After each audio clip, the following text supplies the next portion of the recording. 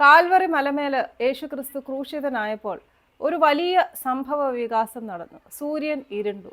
കുറച്ച് നേരത്തേക്കിനൊന്നുമല്ല, ഒരുപാട് നേരത്തേക്കിന്, അല്ലെങ്കിൽ ഏകദേശം 3 മണിക്കൂറോളമാണ് സൂര്യൻ ഇരുണ്ടത്. ഇതൊരു നാടകീയ സംഭവമാണെന്ന്, അല്ലെങ്കിൽ ഒരു ഡ്രമാറ്റിക് ഈവൻ്റ് ആണ് എന്ന് തോന്നിപ്പിക്കുമെങ്കിലും മനുഷ്യരാശിയുടെ ചരിത്രത്തിൽ ഇന്ന് വരെ മറ്റൊരിടത്തും രേഖപ്പെടുത്തിയിട്ടില്ലാത്ത ഒരു സംഭവ വികാസമാണിത്. സൂര്യൻ നട്ടുച്ച നേരത്ത് ഏകദേശം 3 മണിക്കൂറോളം ഇരുണ്ടുപോയി എന്നുള്ളത്. അപ്പോൾ ഇതിൻ്റെ പിന്നിൽ തീർച്ചയായും എന്തെങ്കിലും ഒരു റീസൺ ഉണ്ടാകേണ്ടത് തന്നെയാണ്. പലരും ഇതിനെ വിശേഷിപ്പിക്കുന്നത് യേശുവിൻ്റെ നഗ്നത മറയ്ക്കാനാണ് സൂര്യൻ ഇരുണ്ടത് എന്നതാണ്. പിതാവപ്പച്ചൻ പുത്രനപ്പച്ചൻ്റെ നഗ്നത മറയ്ക്കാൻ സൂര്യനെ ഇരുട്ടിച്ചു എന്നൊക്കെ പലരും പ്രസംഗിക്കുന്നത് ഞാൻ കേട്ടിട്ടുണ്ട്. സത്യം പറഞ്ഞാൽ യേശുവിൻ്റെ നഗ്നത മറയ്ക്കാൻ വേണ്ടി ആയിരിക്കുമോ സൂര്യൻ ഇരുണ്ടത്? യേശു നഗ്നനായിട്ട് മരിക്കാൻ വേണ്ടി വന്നതാണ്. സങ്കീർത്തനങ്ങൾ 22:18 താൻ ജനിക്കുന്നതിനൊക്കെ ഒരുപാട് വർഷങ്ങൾക്ക് മുമ്പേ ദാവീദിനെ കൊണ്ട് എഴുതി വെപ്പിച്ചു താൻ നഗ്നനായിട്ടാണ് മരിക്കുന്നത് എന്നുള്ളത്. അവർ എൻ്റെ വസ്ത്രം പങ്കിട്ടെടുത്തു, എൻ്റെ അങ്കിക്കായിട്ട് അവർ ചീട്ടിട്ടു. താൻ നഗ്നനായിട്ടാണ് മരിക്കാൻ പോകുന്നത് എന്നുള്ള ആ ഒരു ഡീറ്റെയിൽ പോലും നേരത്തെ എഴുതി വെപ്പിച്ചിട്ട് തന്നെയാണ് യേശു ജനിച്ചത്.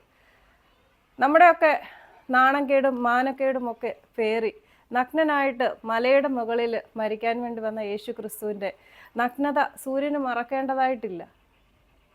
അത് യേശു അങ്ങനെ തന്നെയാണ് നിവർത്തിക്കാൻ വേണ്ടി വന്നത്. അപ്പോൾ അതല്ല അതിൻ്റെ റീസൺ.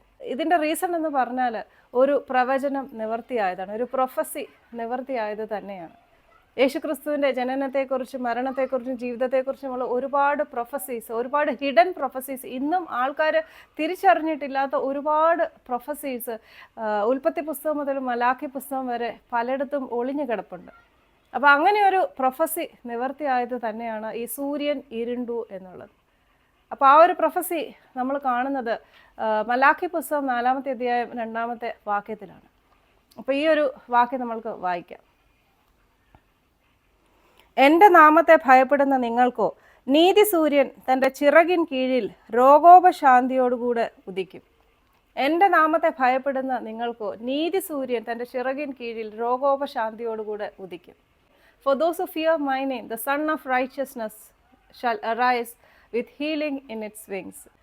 രോഗോപശാന്തിയോടുകൂടി നീതി സൂര്യൻ ഉദിക്കും എന്നതാണ് ഈ ഒരു പ്രവചനത്തിൽ എഴുതിയിരിക്കുന്നത്. യേശു ക്രിസ്തുവിനെ കുറിച്ചുള്ള ഒരു പ്രവചനമാണ്. അപ്പോൾ ഈ ഒരു പ്രവചനം എത്ര കണ്ട് നിവർത്തിയായി എന്നത് കാണിക്കുന്നതാണ് ഈ സൂര്യൻ ഇരുണ്ടത്. നീതി സൂര്യൻ Yeshu Kristu, the sun of righteousness, the light of the world, Calvary മലമേൽ ഉദിച്ചപ്പോൾ ഈ ലോകത്തിൻ്റെ വെളിച്ചമായ സൂര്യൻ ഇരുണ്ടു പോകേണ്ടതായിട്ട് തന്നെയുണ്ട്. അപ്പോൾ ഇവിടെ നമ്മൾ മനസ്സിലാക്കേണ്ടത് അന്ധകാരത്തിലും, അന്ന് 3 മണിക്കൂറോളം അന്ധകാരമായിരുന്നുവെങ്കിലും അത് ദൈവത്തിൻ്റെ രക്ഷ പ്രദാനം ചെയ്ത ആ ഒരു നിമിഷങ്ങൾ തന്നെയായിരുന്നു അത്. പലപ്പോഴും അന്ധകാരം എന്ന് നമ്മൾക്ക് തോന്നുമെങ്കിലും അവിടെയുമൊക്കെ ദൈവം പ്രവർത്തിക്കുന്നു, ദൈവത്തിൻ്റെ രക്ഷ, ദൈവത്തിൻ്റെ വെളിച്ചം ഇതിൻ്റെയൊക്കെ പിന്നിൽ പ്രവർത്തിക്കുന്നു എന്നുള്ള ഒരു വലിയ ആത്മീയ സാരാംശം കൂടെ ഇവിടെ നമ്മൾക്ക് കാണാൻ സാധിക്കും. ഈ ഒരു കാര്യം ദൈവം എന്നെ കാണിച്ചു തന്നത് ഞാൻ രോഗത്തിൻ്റെ അവസ്ഥയിൽ കൂടി കടന്നു പോയപ്പോഴാണ്. ഓരോ ദിവസവും രാവിലെ ഞാൻ സൂര്യനെ കാണുമ്പോൾ, ഓഫീസിലോട്ട് പോകാൻ വേണ്ടി കാർ എടുക്കാൻ പോകുമ്പോൾ ഞാൻ സൂര്യനെ കാണുമ്പോൾ എപ്പോഴും പറയായിരുന്നു, the sun of righteousness has risen with healing in its wings. അങ്ങനെ പറഞ്ഞ് ഒരു ദിവസം ദൈവം എനിക്ക് കാണിച്ചു തന്നു, ഈ സൂര്യൻ മാഞ്ഞു പോയത് ഇതുകൊണ്ടാണ്. ദ സൺ ഓഫ് റൈച്ചസ്നസ്, നീതി സൂര്യൻ ഉദിച്ചതുകൊണ്ട്.